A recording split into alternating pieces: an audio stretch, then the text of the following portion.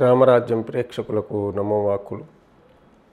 సూత మహర్షి మహాభాగవతంలో ఉన్నటువంటి గోకర్ణోపాఖ్యానం ఎవరితో చెప్పారు?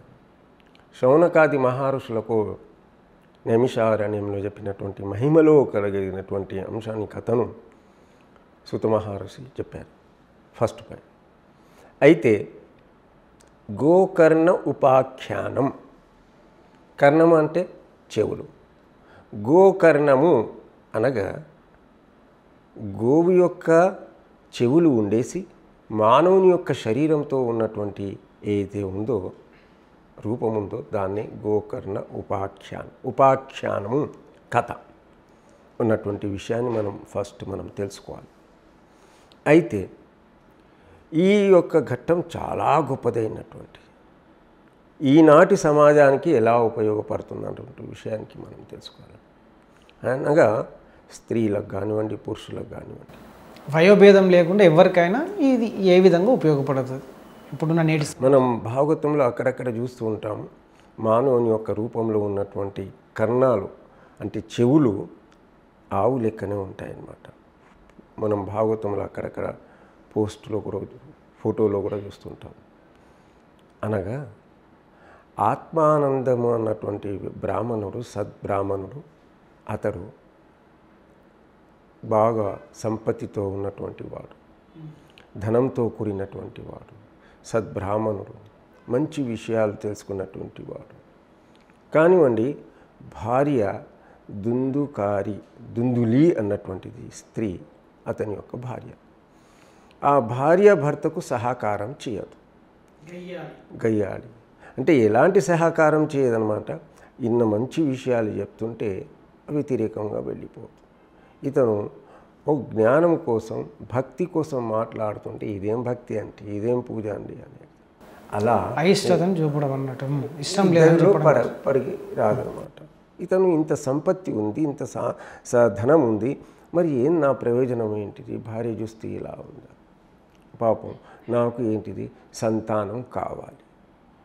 సంపత్తి ఉంది, ధనం ఉంది, ఐశ్వర్యం ఉంది, అన్నీ ఉన్నాయి. సంతానం లేకుంటే ప్రయోజనం లేదు, నిష్ప్రయోజనం.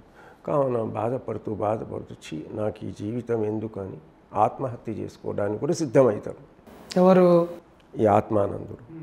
సిద్ధమైన తర్వాత అక్కడ ఏడుస్తూ ఉంటే ఒక ఋషి వచ్చేసి, నాకు ఇలా సంతానం లేదండి, నాకు ఎలా చేయండి, ఒక పండు, మామిడి పండు ఇచ్చిన తర్వాత ఇదో నీ భార్యకు ఎంబడే సంతానం కలుగుతుంది అన్నటువంటి ఆత్మానందునికి చెప్తారన్నమాట. సరే, పాపం సంతోషంగా వచ్చేసి, ఆనందంగా వచ్చేసి, చూడు మనకేంటిది, ఇంత సంపత్తి ఉంది, ధనం ఉంది, అన్నీ ఉన్నాయి, సంతానం లేదు కదా. నేను ఏడుస్తుంటే ఋషి వచ్చేసి నాకు సంతానం కోసం ఈ పండు ఇచ్చాడు, మీరు తినాలి అని భార్యకి. భార్య గయ్యాలి, గంగమ్మ అంటాం కదా, ఏడుస్తుందన్నమాట. ఏందండి, ఇన్ని సంవత్సరాలు అయిపోయి మనకు సంతానం లేదు, మరి ఈ పండు తినగానే సంతానం అవుతుందా అన్నట్టుగా విద్యాపూర్వడం అన్నట్టు. అప్పుడు ఆలోచన చేస్తుంది, ఒకవేళ గర్భవతి అయితే ఏం చేయాలి? 9 మాసాలు మోయాలి. మరి ఏంటిది, దానికి పథ్యం కట్టాలి, ఎలా అంటే అలా తినాలి, సామాన్యంగా ఉండొద్దు. నేను ఒకవేళ గర్భం ఉంటే నేను బలహీనమైపోతా అన్నటువంటి ఆలోచన ఉంటుంది. ఆలోచన చేస్తూ సోదరీమణి వస్తుంది.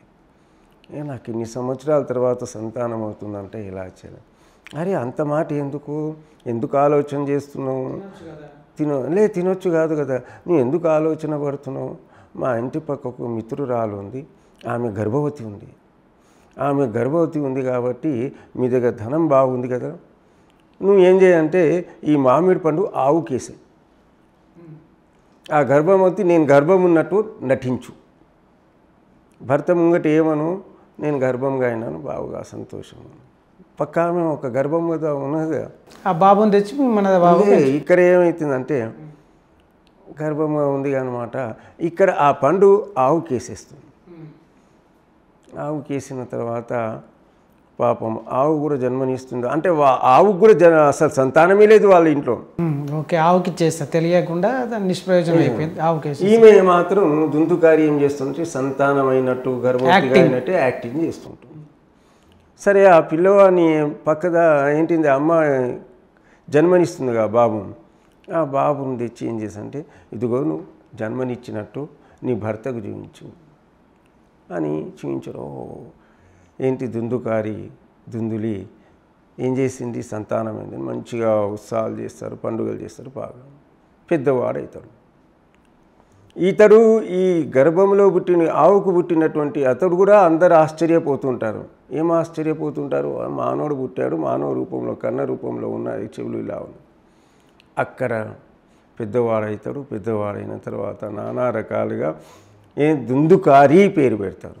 ఆ దుందుకారి ఇక ఎలా పుట్టిండు, ఆత్మహత్యలు చేయడం, తాగుడు, బాగా దొంగతనాలు చేయడం, వైశ్యులతో తిరగడం, పెద్దవాడుగా తిరుగుతడం.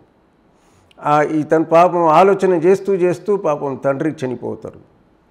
ఆత్మానందం, ఎందుకు నా పుట్టినటువంటి పిల్లవాడు ఇలా పుట్టిండని ఆయన చనిపోతారు. చివరికి ఏమవుతుంది, అందరూ బాధల్లో ఉంటారన్నమాట. దుందులి మాత్రమే ఉంటుంది, నేను ఎలా చేయాలి, పాపం తల్లిని కూడా కొడతాడనమాట. ఈనాటి వాతావరణంలో ఆ మహర్షి ఇచ్చినటువంటి ఫలము ఆవుకు పెట్టారు కదా, దాని అక్కడ పరిస్థితి ఆ కథ ఏమవుతుంది, భాగవతం. ఇతడు మొత్తం ఎలా అయితే రాక్షసుడుగా మారిపోతాడు, చనిపోతాడు. చివరికి వైశ్యాలుడు అవుతాడు, చనిపోతాడు. ఎవరు, దుందుకారి. చనిపోయిన తర్వాత మొత్తం భూతం దయ్యములు ఆత్మ మొత్తం అటు ఇటు తిరుగుతుంది. ఆ తిరిగిన అనంతరం ఎవరు, దుందుకారి తిరుగుతుందన్నమాట. ఇతడు గోకర్ణుడు భాగవతం చెప్తుంటాడు. ఆ భాగవతం చెప్తుంటే ఆయనకు తెలుసు అనమాట, నా తమ్ముడు ఇలా అయిపోయాడు. అనగా ఎందుకు ఇలా అయిపోయాడో, భూతంగా దయ్యంగా మారిపోయాడు, అతని ఆత్మ ఇలా తిరుగుతుంది, అందరికీ ఇలా చేస్తుంది. అతను ఏం చేస్తాడంటే భాగవతం తెలుసుకున్న, ఎందుకంటే భాగవతం మహిమ అంటున్నాం కదా, ఆ భాగవతం తెలుసుకున్న తర్వాత నీ ఆత్మ ఇలా ఉంది అని అతనికి తీర్థం ఇస్తుంటాడు, అంటే ఆ ఆత్మకు. అప్పుడు ఈ భాగవతం విన్న తర్వాత అతడు మానవుని రూపంగా తెలిసి మొత్తం పాపాలు దోషాలన్నీ కూడా వెళ్ళిపోతాయి అన్నమాట.